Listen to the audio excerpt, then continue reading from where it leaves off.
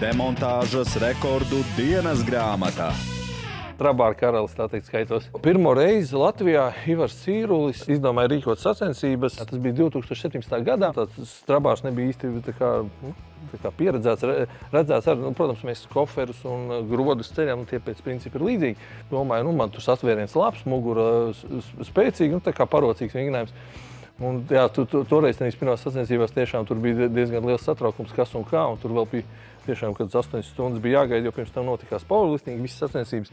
Un tur es uzstādīju, tā kā pirmās sacensības bija, un arī pasaulē īsti nekur tāds nav redzēts, ka tieši ir dažādi bijuši, ka tur, teiksim, ar saitēm ceļ, bet tieši, kad ar plikām rokām, kad ir tīri satvēriens, tāda cēliena nav bijis. Un tad sanāca pirmajās sacensībās 400 pacēlu, un tas bija kā pirmais pasaules rekords. Un tas vēl bija arī zīmīgi tas, kad es 7 mēnešus atpakaļ biju biceps un norāvis.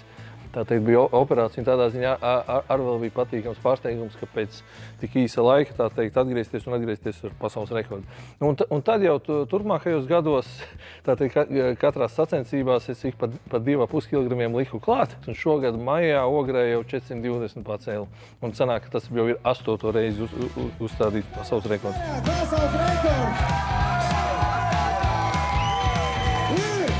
Satvēriens tur ir ļoti svarīgs un spēcīga mugura, un tās divas komponentes man tiešām ir tādā pasaules līmenī. Tad arī runājot par Ivaru, mēs arī toreiz Didzim Zariņam vēl bija iespēja 2015. gadā. Mēs Rīgas lidostā vilkām lidmašīnas 42 tonnas. Primāri bija domāts, ka Ivars Garhoļskis viņu vilks, bet beigās arī mums vēl arī bija iespēja pamēģināt. Un tādā ziņā arī, tā teikt, neaizmirstam pieredze. Kad sāk nodarboties ar kādu spēkvīriem, nevarēja iedomāties, ka būšu spējīgs lidmašīnu pavilkt. Tas, kas ir unikāls sasniegums, es esmu pirmais, kas ir cēlis Dinīstones leģendāros. Viņiem ir ļoti dziļa vēsture. Tos celt var tikai braukt uz tādu mazu ciemu Skotijā, saucās Potardža. Un tā kā es tur dabūju ielūgumu arī Facebookā, un visi, kas bija citi, kas kaut ko bija cēluši, redzēja, ka man tur satvēriens spēcīgs un mugura, jo tur, tā teikt, ir jābūt, zināmiem parametriem jāatbilst tur, kuru katru, tā teikt, neļauj pamēģināt, jo tie Dinīstones kopā var viens akmenis ir 188 un otrs ir 144 kg. Un tā ideja ir tāda, ka vajag pacelt no zemes.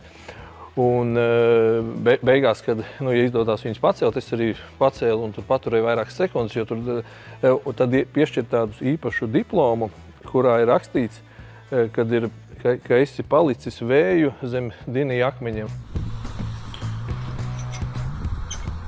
Tad, kad es cēlu, es biju kaut kur 165. cilvēks vēsturē pusotra gadsimta laikā, kuriem ir izdevies tos pacelt.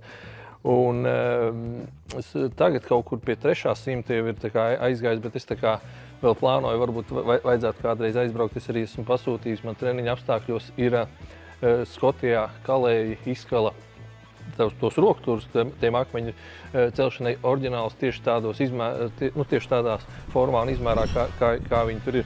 Iespējams, ka varētu arī aizbraukt vēl kādu reizi. Demontāžas rekordu dienas grāmatā.